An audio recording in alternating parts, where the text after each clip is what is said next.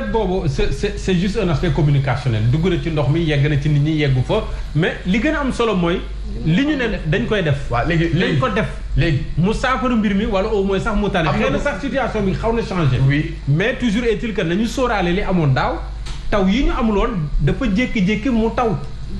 est-ce que loolu bu ñu ko amee ren li ñu wax naan xaw ma le travail est satisfaisant ou pas bu taw bi ñëwee lépp dina leer. mais ndax infrastructure yooyu am na njëriñ ou pas. man gisuma. peut-être ñu def un jugement émotionnel par rapport ak loolu. waaw parce que il faut aussi que ñu concret tuuti.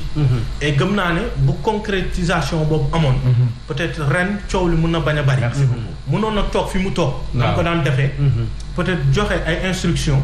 ñi nga xamante ne ñoom ñoo nekk sur le terrain liggéey ko ba ren duñ ci wax. ce qui veut dire que xuus na ak xuusul. peut-être loolu on verse dans l'émotion. mais waaw l'institution aussi. il faut ñu xam ko bokkul peut-être ak le candidat. bi nga xam ne dafay dugg.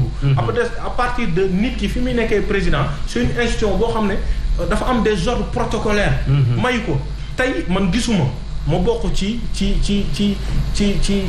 ñu jege le président.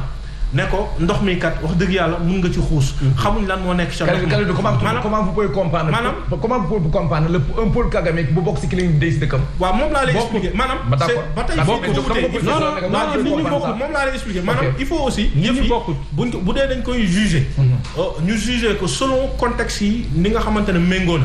xam nga tey Cleaning Day man dama lay wax ci aspect sécuritaire la lay wax. Cleaning Day bi nga xamante ne brouette bi tibb nga ko rato bi téye nga ko xam nga ne lii nga war a tibb. bokkul ak yow nga sol ay dàll plastique ak lu mu mënti doon nga dugg ci ndox mi au préalable bu fekkul amul ñoo xamante ne dugg nañ ci biir ndox mi gëstu. bu fekkee amul peut-être. yoo xamante ne waaw maanaam quel que soit il est accompagné des unités de expliquer la peut-être jugement bi mën na bañ a émotionnel. mais bu dee on est concret man dama am yàqin ne bu dee leen ñu waxoon def nañ ko foofu. wala la ñu namoon def ko foofu bu ñu ko defoon foofu quelles que soient les circonstances non seulement ndox mi jeex na mais également mbënd kenn dootu ko wax ci Sénégal léegi nag la question à se poser mooy question bi foofu la question à se poser réellement mooy autant de milliards ni nga xamante ne noonu la ñu namee woon peut-être tabax centre Abdou Diouf effectivement ci benn diir bu ndaw parce que tout simplement gëmoon na ne dañ ko war a def ni nga xamante ne noonu la ñuy namee suba bu ñu fa bëggee tabax benn tour effectivement est-ce que dëggantaan volonté boobu noonu am na mun na am mais est-ce que derrière li nga xamante ne moom moo ci war a tegu na ci c'est-à-dire ñi ko war a def defee ko noonu parce que ils ont reçu des instructions fermes du président de la République mais malheureusement boo demee ba heure bi ak ni ñu ko waxee woon parce que ci coow li da ngay jàpp ne maanaam départu gaynde la coow li mun na bari nii selon aussi li nga xamante ne moom mooy bruit bi population bi di imposer parce que le plus souvent prendre des décisions immédiatement pour peut-être calmer les gens contenir la colère des populations. Exactement. Bon après mooy loolu. waaw parce que le plus souvent aussi musique bi dañ koy danser selon la volonté populaire. coow laa ngi bari donc sont des politiques il faut au moins ñu apaiser. léegi apaisement boobu mun na dem peut-être mu doon ay dig. ne nii lañ koy defee nii lañ koy defee population bi aussi dem toog. ce qui veut dire que bruit amatul benn loo xamante ne menace la. mais bu ñu demee ba benn diir mu am at.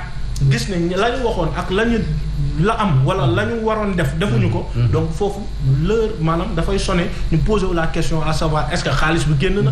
est-ce que nañ ko waroon defee def nañ ko est-ce que nañ ko waroon liggéey nañ est-ce que fa mu waroon dem tamit dem na ko pour man loolu moom moo nekk. est-ce que tam liggéey bi sax dina am njëriñ on verra. exact waaw puy.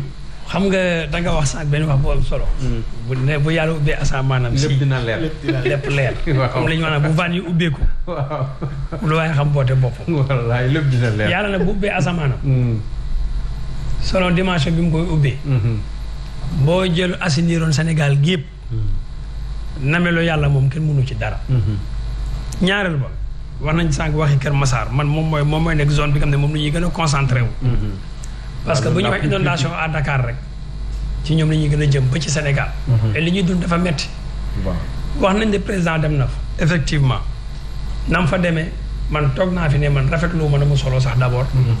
ak na mu indication yi mu joxe. mais dafa am benn schéma politique boo xam ne am na ci tuuti ndax ñëpp a ngi doon xaar président yegsi. tout à fait dëgg la. bu yegsi danañ ko yuuxu. danañ ko song danañ ko.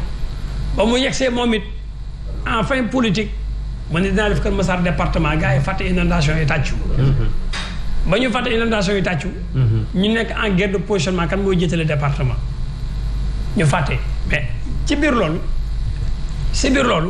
teewul président teg na fa benn projet bu ñuy wax projet maa ngi koy wax keroog. le projet mooy le projet de gestion des eaux pluviales et d'adaptation au changement climatique. piloté par l'agence de développement municipal. tey projet bii ma lay wax boo demee Kër Massar. moo tax ma ne la bu vannes yi ubbeekoo si la ñuy soog a xam ñoom la ñu fa liggéey lan la nee nañu ils sont actuellement à 85% ci phase d'exécution bi. mu ngi consister créer ci forêt classique bu mbaaw bi 6 bassins bassin bu nekk 1 hectare la bassin yi dañuy jàllalante ndox boo demee quartier Aïdou Madi boo demee cité Kër Maam Dior soo demee ci yenn quartier nga xam ne liggéey bi commencé na fa. kuy xanaa da nga àndoon ak député yi. non àndoon mission d'information yi da nga cee àndoon. déedéet mais dañuy mën naa li ma wax rek dañoo sob rek moom lépp dina leer. dañoo sob rek waaw moo tax tey. waaw léegi côté may ma introduire l'essentiel ak de l'autre côté on a Néné Aïcha Ba Néné ñu lay nuyu. Bonsoir Simon, j'espère qu'aujourd'hui vous m'entendez, hein? Voilà, là on vous entend parfaitement. Ah mais super, vous avez une belle chemise Simon. Merci beaucoup, merci. Contrairement à Abdoulaye l'heure de l'essentiel. On Pardon? vous laisse avec vos invités sur le plateau de l'essentiel. D'accord. Et voilà, nous on vous laisse continuer à la radio. Waaw, nous on va continuer à la radio et sur Facebook. Donc, mi ngi noonu. Coucou à toute l'équipe. L'essentiel jël nañu le relais au niveau de la télé.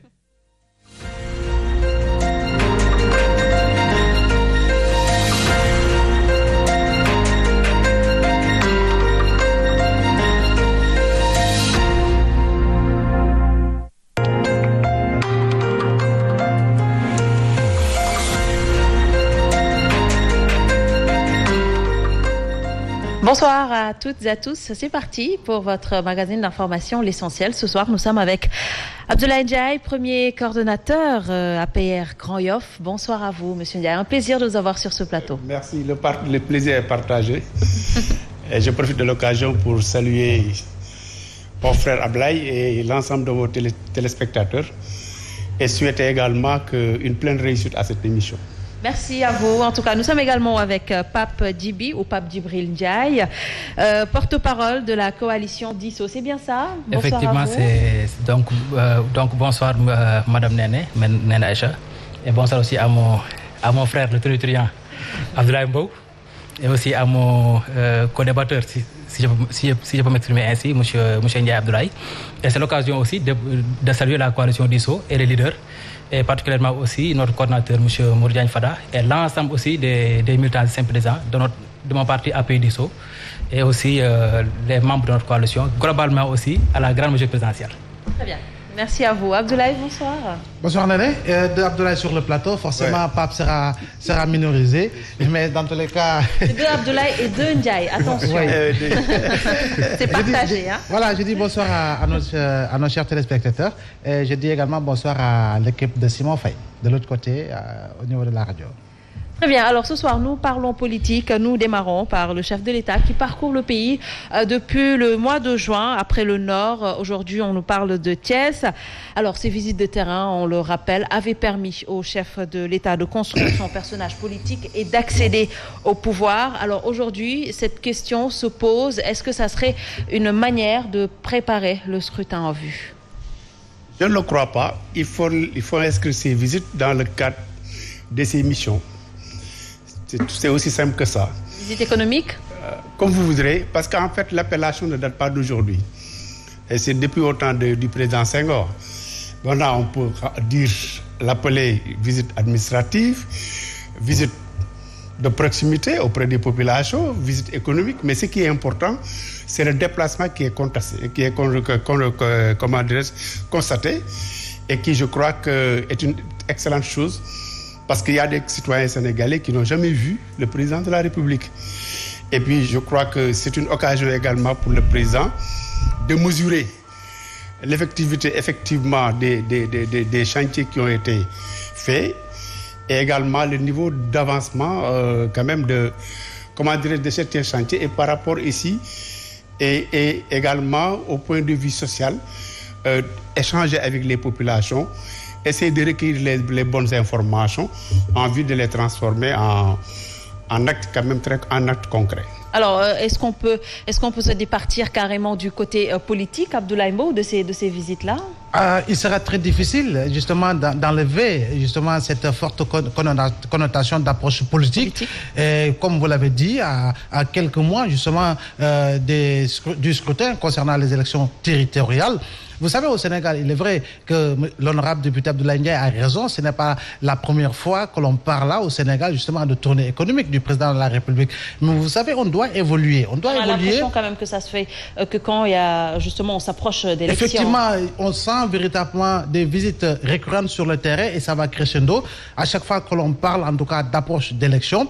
Aujourd'hui, et depuis Senghor, il est fort déplorable de le constater, même s'il s'agit de la construction d'une borne fontaine, c'est le président qui se déplace pour faire la pose de la première pierre. Je crois bien que nous devons savoir évoluer. Ça va évoluer dans le bon sens. Et dans la mesure où le président Macky Sall, lors de son premier déplacement au niveau de Kaffrine, on a moins insisté sur l'infrastructure hospitalière qui a été construite pour les populations de Fatick. On a beaucoup plus misé sur un discours à connotation politique. Je veux gagner toutes les localités de Kaffrine. Si vous avez des problèmes dans quelques localités que ce soit, faites appel à ma personne. Je crois bien qu'on ne sent pas réellement cette forte connotation économique, mais plutôt véritablement cette forte présence sur le terrain politique avec un discours politique. Ça, je crois bien qu'il faut éviter le terrorisme de la partisanerie et dire les choses telles quelles. Je crois bien. C'est un mot qu'il faut éviter, Abdoulaye. C'est toi qui court. Peu importe. Mais dans tous les cas, je crois bien qu'aujourd'hui, les Sénégalais nous observent, les Sénégalais observent le président. Aujourd'hui, on ne devrait plus être dans le tempo de tournée économique. J'aime à le rappeler, nous devions être dans le tempo justement de tournée d'investissement économique compte tenu de la tenue des conseils des ministres décentralisés dans l'ensemble des 14 régions, compte tenu de la récurrence des rencontres de conseils interprésidentiels sur ceci ou sur cela. Je crois bien que voilà, c'est cela véritablement. Mais Abdoulaye, quand on parle de ces tournées également, quand on parle de ces tournées, c'est pour évaluer justement les investissements. Mais vous publics. savez, nous avons des ministres. Il y a un gouvernement qui est là. Les ministres sont nommés pour quoi faire? Nous avons des directeurs nationaux, ils sont nommés pour quoi faire? Nous avons des représentants du président de la République dans toutes les régions du Sénégal, ce sont les gouverneurs. En dehors des gouverneurs, je veux parler de l'administration territoriale de manière générale, qui peuvent faire véritablement, concocter les dossiers qu'il faut et remettre cela au président. Le président doit beaucoup plus se concentrer sur les urgences, parce que dans ce pays, tout est urgence. On ne peut pas véritablement se promener dans toutes les régions du Sénégal et avec tout ce que l'on constate comme violence sur le terrain, tout ce que l'on constate comme véritablement slogan hostile ou slogan pro-président, je crois bien que c'est à éviter, parce qu'en réalité, nous sommes en train de jouer avec une boîte d'allumettes et qui n'est pas du tout vide. Alors, justement, après les événements de mars dernier, d'aucuns aussi disent que justement, le président de la République essaie de faire ses visites pour mesurer un peu sa cote de popularité. Est-ce qu'on peut le dire ainsi? Bon, d'abord, avant de donner en fait mes propos, je précise qu'en principe, au sein de la coalition DISO, on n'a pas donné une appréciation sur la visite du président Macky Sall. Mais au sein de notre parti AP DISO, lors de notre conférence de presse du 25 juin passé, nous, on a donné une appréciation. Alors pour nous, en réalité, c'est des tournées politiques. Parce que dans la même mesure que, quand on parle de tournée économique, parce que l'activité économique est composée de 3 sphères principales. Il y a la consommation, il y a la production, il y a l'échange. Et on n'a pas entendu le président Macky Sall aller sur le terrain et parler de production, ni parler de consommation, ni parler d'échange.